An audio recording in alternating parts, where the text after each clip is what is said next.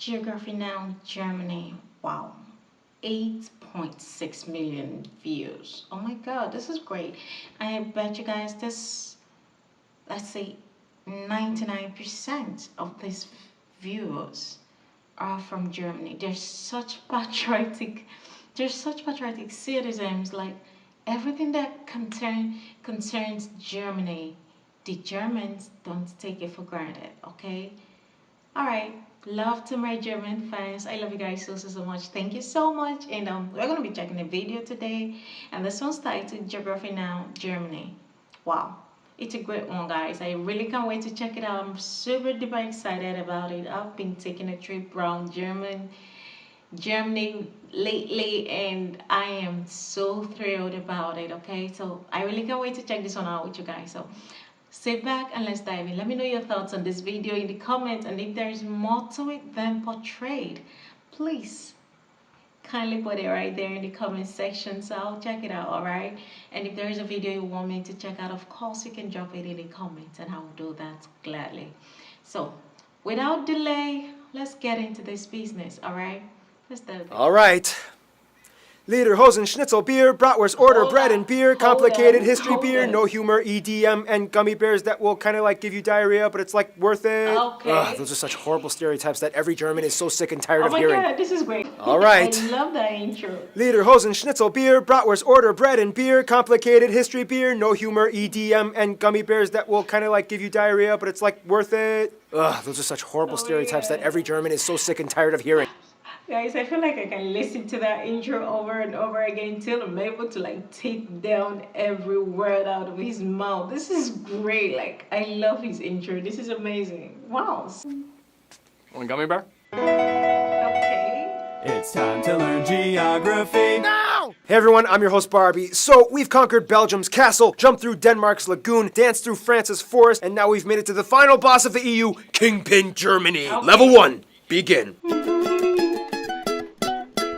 Ah, you know why I'm smiling. Yep, Germany has a lot of territorial anomalies. We'll get into that in a little bit, but first, Germany is located in central Western Europe, bordered by 9 other countries. Don't forget little Luxembourg, with small coasts on the North and Baltic Seas, which they own about 50 small islands. Now, Germany, like the US, is a federal republic which has 16 smaller states, or Bundesländer, each with its own constitution, 3 of which are cities, the capital Berlin, Hamburg, and Bremen, which is actually kind of like 2 cities, including Bremerhaven on the coast, but they kind of act like one entity. Yeah. Fun side note, Lower Saxony is actually geographically situated further north than regular Saxony. Now let's jump into the fun stuff. Now, we already discussed the Jungholz Quadrupoint and the Vennbahn railway enclaves with Belgium and Austria. However, there's a few more. The entire town of Bussingen am Hochrhein is surrounded by Switzerland, whereas part of the Konstanz is cut off by the Rhine River and surrounded by Switzerland. However, immediately across the river, a small patch of empty land on the German side actually belongs to Switzerland. Finally, they split the island of Usedom with Poland in the north. Germany is interesting because every state in the country has its own distinct culture, dialect, history, food, traditions. I mean, Bavarians will be quite drastically different from Schleswig-Holsteiners. Mecklenburg-Vorpommern will be different from Saarland. This all has to do with ancient and recent history. Basically, in the quickest way I can summarize this, Germanic tribes, Roman wars, Charlemagne, 3 kingdoms, this guy marries an Italian, creating a whole new mess called the Holy Roman Empire, made up of 300 smaller separate kingdoms, states, and dukedoms, which had nothing to do with Romans. Teutonic Knights, Brandenburgs became Prussia, Habsburgs became Austrians, Lithuanians and Poles made their own thing, whereas the Hungarians joined the Austrians. Wars, battles, Napoleon comes over and messes everything up, and finally, German nationalism surges, and in 1871, Otto von Bismarck creates the first proto-German unified state. And then they're all like, oh dang, we came late to this game. We gotta scramble for some colonies. And that's how all of these countries at one point spoke German. Oh, and also keep in mind, like 300 years before this, a German banking company obtained colonial rights to Venezuela for like 20 years. They were looking for the lost city of El Dorado. So technically, you can kind of say Germans colonized the Americas, but it wasn't like a nationalized conquest thing. Fast forward even more, and then you get World War I, the monarchy ends, Treaty of Versailles, they lose land, Nazis come in, World War II, Germany splits in 2 for about 40 years, and then finally, we get the Germany we have today. East Germany, consisting of these states, is today still quite different from the rest of Germany as it was first occupied and influenced by the Soviet Union. They are generally not as well off economically as the rest of the country, as you can still see the blocky Soviet-style buildings sprawled throughout the regions. In fact, the city of Berlin was split in half, and the west side was actually an enclave of West Germany, only accessible by train and highway. You can even see from a satellite image the divide. East Berlin still uses the yellowish tinted sulfur vapor light bulbs, whereas the West still uses fluorescent and mercury arc white tinted light bulbs. Now the funny thing is, although Berlin is the largest city in Germany, the busiest airports are actually Frankfurt, Munich,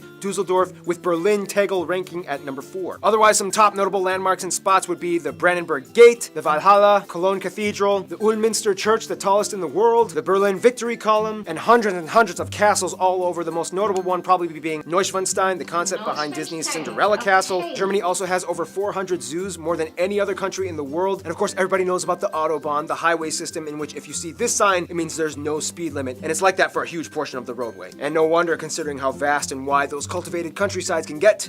Time for level 2.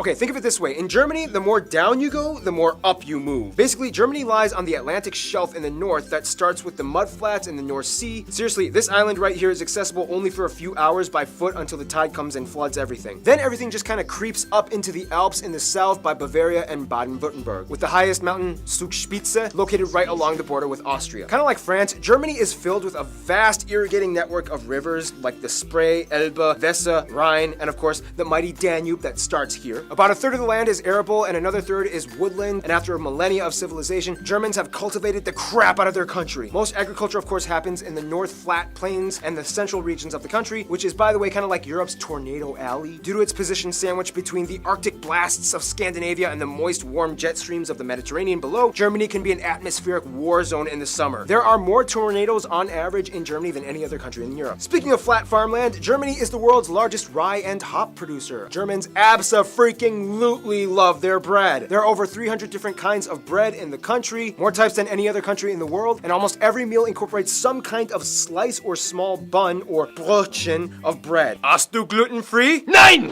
Germans are heavy meat eaters, specifically in pork. They basically know every Like, I totally agree with that. Like, I've seen, I had a recommendation on this, on the previous video I did a couple of days ago, I think like a week ago, and I moved on to this channel. Like, we're gonna check out that video here soon, because like different ways of making pork, and all of it looked so sumptuous. I'm yet to try it out, but I really want to try it out and share the experience with you guys. I love it, guys. I to cook a love pig. it. Over 50 different types of sausage exist alongside schnitzels, rouladen, sauerbraten, Schweinsachse, and at a big party you might find Spanferkel. Beer reigns supreme all over as the third largest consumers of beer after the Czech Republic, even their president has no problem with public intoxication, and Austria. Germany is world renowned for their beer, which by the way follows the Reinheitsgebot rule in which they are only allowed to use water, hops, malt, and sometimes yeast. Nonetheless, about 1,300 breweries exist, pumping out over 5,000 brands. The oldest continuously existing brewery in the world, started by Benedictine monks in 1040 AD, can be found here. Germany takes the environment very seriously and for the past 2 decades has been going on a major green revolution. As of today, they have the largest installed solar power capacity, and green infrastructure practices like home installed turbines and solar panels have seen a huge surge in the past 10 years. Forests dominate the southern regions where the landscape gets hillier and mountainous, the most famous one being the Black Forest or the Schwarzwald in Baden-Württemberg. Deer, bears, boar, foxes, badgers, and the national animal, the eagle, can be found thriving in these parts. Nonetheless, economically, Germany is known mostly for their exceptional engineering and industry production. Companies we've all heard of like Volkswagen, BMW, Mercedes-Benz, Porsche, Audi, Telekom, Nivea. Nivea, okay. All of this from Germany? Volkswagen? Oh my god. Benz. Wow. Like, that's literally the most popular brands of the world, like world popular brands. So they're all from Germany. Like, wow. This is great. Wow. DHL, Bosch, DHL. Adidas, Puma, Adidas, Puma! Yeah, it's kind of like the whole beast. Adidas, okay, Puma, all from Germany. Wow. They've got great brands, like they are major market brands, like wow. I had no clue about that. Who knows what else? DHL. Coito Bolacha thing from Brazil. Remember? Well, we have mudflats, tornadoes, pork, beer, mountains. All that's missing is people. Level 3. Tornado. Fun little side note, in Germany, this is 3, not this. Now, if the EU was a family, Germany would kind of be like the dad who got out of rehab, reconciled with his wife and kids, and is taking his new life very seriously as he is haunted by the demons of his past every day. First of all, the country has about 82 million people and is the most populated in the EU, second most in... Oh my god, this guy, he's got great storytelling skills. Can you hear that? Like, he just created a story out of a country, and well, that's just the reality. This is great. I love it.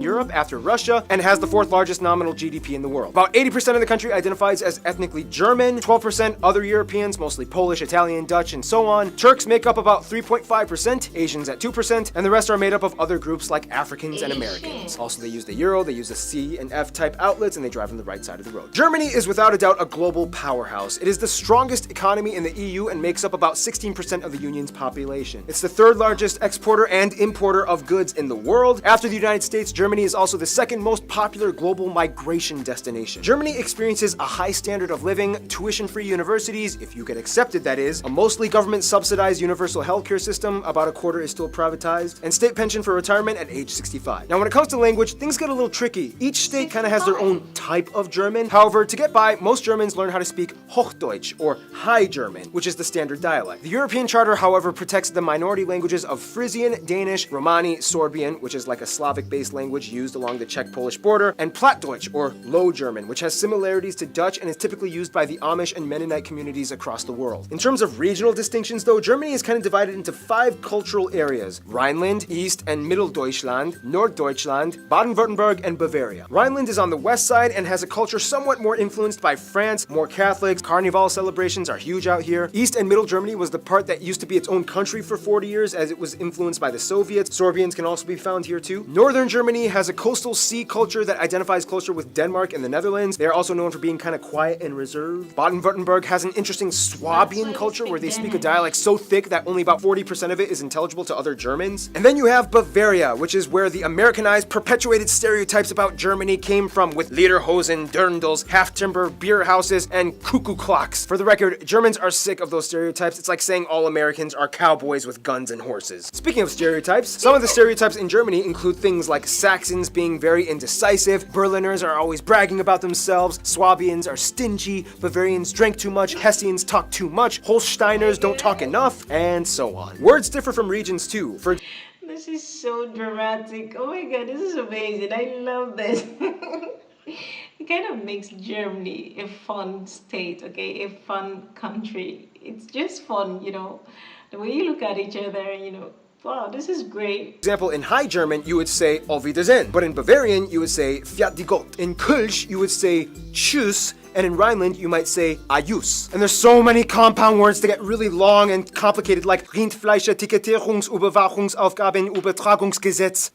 This is because many words are merkwürdig, or ambiguous words, that are kind of elongated to give off an extensive meaning. Germans have very vivid imaginations and make up words for everything. Like my favorite word, Backpfeifengesicht. Not this time. By the way, for the record, this letter makes a double S sound. However, spelling reformers have tried to decrease the usage of this letter in recent years, which has led to some protests. Germans also love dubbing everything from foreign media into German. Some like this, some don't, but either way, it's here to stay. About 60% of the country identifies, at least nominally, as Christians, split between Protestants and Catholics. Germany was even the birthplace of the Protestant Reformation, split from the Catholic Church by Martin Luther. Otherwise, the rest are mostly agnostic or irreligious, with a noticeable community of Muslims, mostly from the huge Turkish and Middle Eastern communities, at about 5%, as well as a few Jews, Buddhists, and Hindus rounding up the remainder 1%. To kind of get a feel of what it's like to be German, you kind of have to understand where they've come from. After World War II, they kind of had a lot of work to do. However, it wasn't until the mid-50s and early 60s that the Wirtschaftswunder, or economic wonder, happened, to which almost everybody got to work. Basically, this guy envisioned and implemented a social market economy combined with free market capitalism alongside socialist policies that established fair competition in a welfare state. GDP increased by 80%, investments by 120%, labor forces were utilized to the maximum. Things started to get better. In Germany, all children are corralled into general general public schools until age 10, when they are given the option to enroll in 3 different types of middle schools. Gymnasium, geared towards focusing on higher linguistic, mathematic, and science fields for universities. Realschule, a middle ground type of school. And Hauptschule, a school that is geared towards helping kids that seem to show promise in specific vocation or trades. Germany also has the largest music market in the EU and the 3rd in the world after the US and Japan. They love preserving their heritage and culture through music and art. In fact, there are around 130 national orchestras, mostly supported by public money, and artists get a 50% reduction in health insurance through a special type of offer in the legal system. One thing that still kind of supposedly maintains itself in Germany is the mindset of Vergangenheitsbewältigung. Totally butchered that, which kind of translates to a lingering sense of guilt from the past. Germans have reportedly some of the lowest levels of national pride, and unless if you're at a soccer game, chances are you will almost never see anyone holding a German flag or waving it in any kind of like patriotic setting. It's weird, but it's kind of how things are. You